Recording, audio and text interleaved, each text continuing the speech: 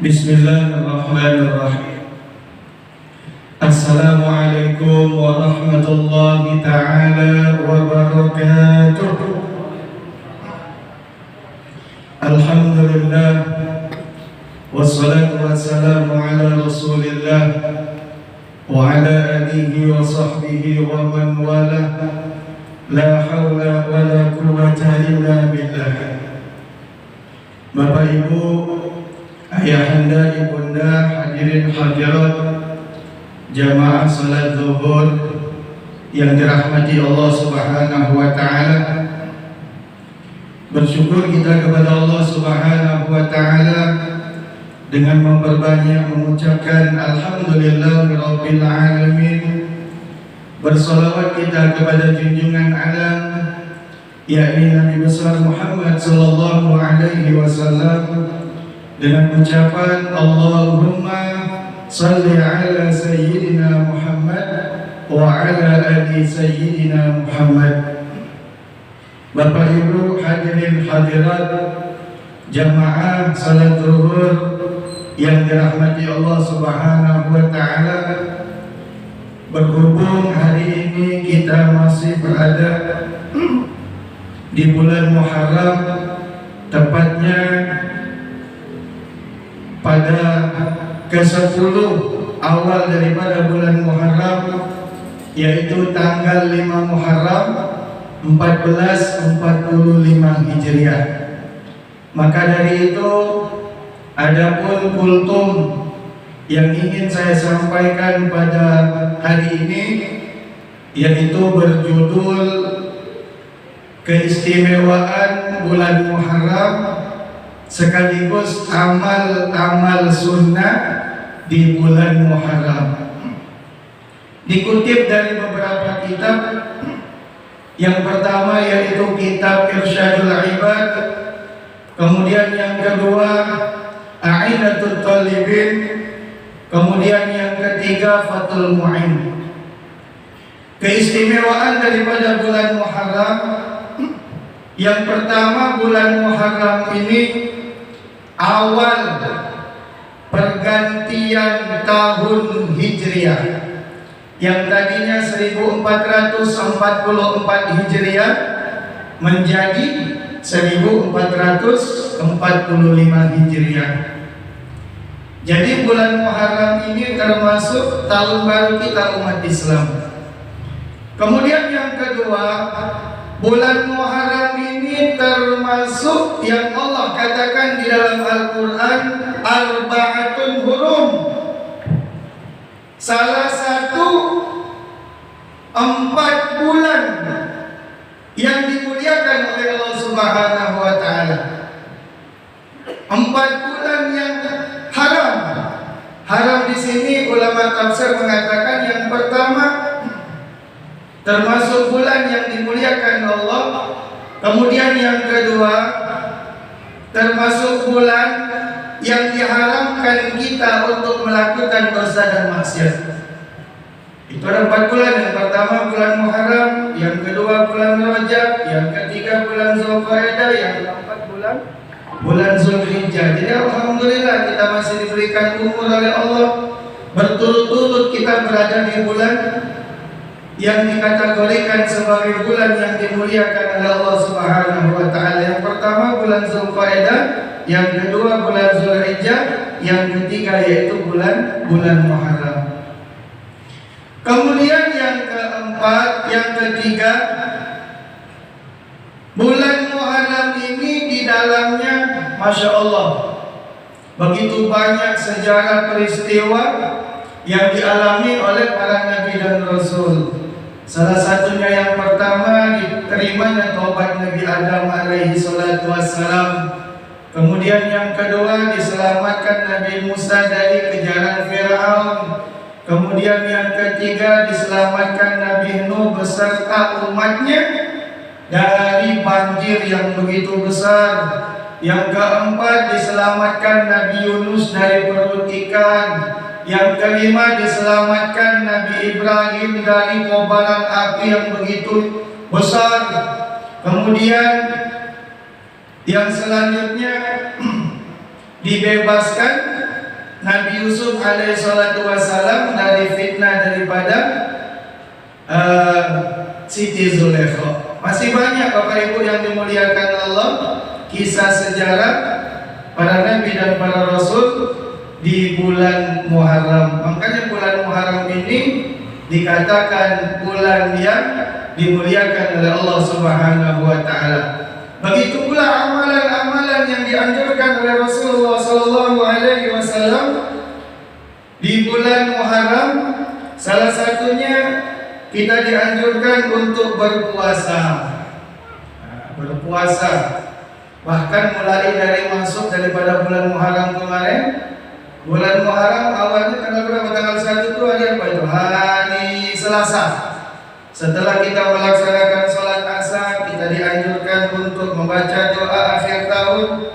Kemudian dianjurkan lagi setelah kita melaksanakan sholat maghrib untuk membaca doa awal tahun. Setelah itu kita dianjurkan untuk melaksanakan puasa sunnah. Tapi yang paling afdal Bapak Ibu yang dimuliakan Allah Subhanahu wa taala, untuk melakukan puasa sunnah itu pada tanggal 10 atau biasa kita sebut dengan Asyura, ya. Asyura. Ternyata bukan hanya kita saja yang berpuasa di bulan Muharram, tepatnya tanggal 10 Muharram. Orang Yahudi pun melaksanakan ibadah puasa mereka. Makanya ketika Rasulullah bertemu dengan sekelompok orang Bani Israel, ditanya oleh Rasulullah, apa yang kalian lakukan? Mereka menjawab, kami sedang beribadah. Ibadah apa yang kalian lakukan? Maka mereka menjawab, ibadah puasa. Ibadah puasa. Jadi tujuan mereka berpuasa karena mereka memuliakan bahwasanya Nabi Musa itu diselamatkan dari kejaran Fir'aun. Makanya turun asbabul daripada khulud hadis, man tasabbaha asbabul khulud daripada hadis, man tasabbaha biqaumin fahuwa minhum. Barang siapa yang menyerupai suatu kaum, maka dia termasuk kaum tersebut. Supaya puasa kita tidak sama dengan puasa orang Yahudi, makanya kita dianjurkan mulai dari tanggal 9, tanggal 10, tanggal 11. 3 hari kita melaksanakan ibadah puasa. Mulai dari tanggal 9, tanggal 10, tanggal 11. Itu kalau kita sanggup. Kalau kita tidak sanggup, kalau enggak tanggal 9, tanggal 10, atau tanggal 10, tanggal 11. Kalau kita enggak sanggup juga, tanggal 10 enggak jadi masalah. Apa keutamaannya? Yukaffiru sana, diampuni dosa selama 1 tahun. Itu dosa yang lalu. Ini Bapak Ibu yang dimuliakan Allah, hadisnya hadis riwayat Muslim nomor 1977. Makanya jangan sampai kita tidak melaksanakan ibadah puasa, terutama nanti pada tanggal 10 Muharram atau Asyura. Kemudian yang kedua, amalan di bulan Muharram, tepatnya di tanggal 10 Muharram, kita dianjurkan untuk memperbanyak sedekah, terutama buat bapak-bapak yang biasa memberikan uang belanja kepada istrinya, maaf cakap 50.000. Kalau bisa kesempatan di tanggal 10 Muharram besok, lebihkan uang belanjanya. Sebab Rasulullah SAW mengatakan, man wasa'a ala iyalihi wa ahli yauma Asyura wasa'allahu alaihi sa'ira sana. Siapa yang meluaskan pemberian untuk keluarganya atau ahlinya di hari Asyura, akan Allah Subhanahu wa taala luaskan rezekinya dalam seluruh tahunnya. Hadis riwayat Baihaqi nomor 3795. Ini juga termasuk hadis Bapak Ibu yang dimuliakan Allah, kesempatan kita nanti untuk memperbanyak sedekah. Kemudian yang ketiga, amalan yang dianjurkan di bulan Muharram, tepatnya tanggal 10 Muharram nanti, yaitu menyantuni anak yatim dan piatu, dan sekaligus mengusap kepalanya. Sering kita mendengar di mushola, di masjid, menyantuni anak yatim, menyantuni anak piatu, tapi cuma diberikan saja. Yang paling bagus ketika memberikan, dipegang juga kepalanya, diusap rambutnya. Sebab ada keutamaan besar yang akan kita dapatkan ketika kita mengusap kepala anak yatim atau piatu. Di sini dikatakan anak yatim, ya, anak yatim piatu. Kalau dikatakan anak berarti belum balik. Kalau sudah balik bukan kategori yatim piatu lagi namanya. Ya, apa keutamaan menyantuni sekaligus mengusap kepala anak yatim piatu di tanggal 10 Muharram? Man masaha ala ra'si yatim yauma Asyura rufi'at lahu bi kulli sya'rati ala ra'sihi darajah fil jannah. Siapa yang mengusap kepala anak yatim piatu pada hari Asyura, maka dengan setiap rambutnya diangkat baginya derajat di surga. Allahu Akbar. Hadis riwayat Ahmad bin Hanbal. Jadi Bapak Ibu yang dimuliakan Allah, ini amalan khusus, ya, yang dianjurkan oleh Rasulullah, dianjurkan oleh ulama-ulama kita. Maka dengan setiap rambutnya diangkat baginya derajat di surga. Allahu Akbar. Hadis riwayat Ahmad bin Hanbal. Jadi Bapak Ibu yang dimuliakan Allah, ini amalan khusus, ya, yang dianjurkan oleh Rasulullah, dianjurkan oleh ulama-ulama kita, yang harus kita lakukan nanti di bulan Muharram, tepatnya tanggal 10 Muharram nanti. Banyak lagi amalan-amalan sunnah.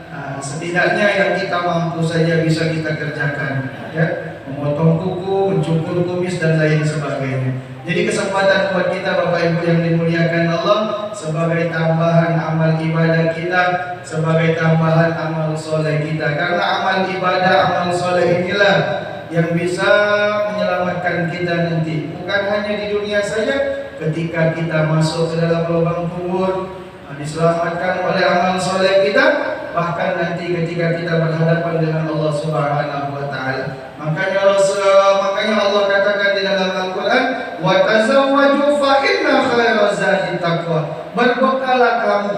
Kapan kita disuruh untuk mempersiapkan bekal ketika hidup? Berbekallah kamu, kata Allah, karena sebaik-baik bekal adalah takwa. Amal ibadah, amal soleh, bagian dari takwa kepada Allah Subhanahu wa Ta'ala. Mudah-mudahan dapat bermanfaat buat kita semua, terutama buat diri saya pribadi. Apabila ada kata-kata yang salah, kata-kata yang kurang berkenan, kata-kata yang dapat menyinggung perasaan, saya mohon maaf lahir dan batin kepada Allah Subhanahu wa Ta'ala. Mari sama-sama kita mohon ampun.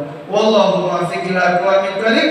Kita tutup dengan doa kifaratul majlis. Subhanakallahumma wa bihamdika asyhadu an la ilaha illa anta astaghfiruka wa atubu ilaik. Wassalamualaikum warahmatullahi wabarakatuh.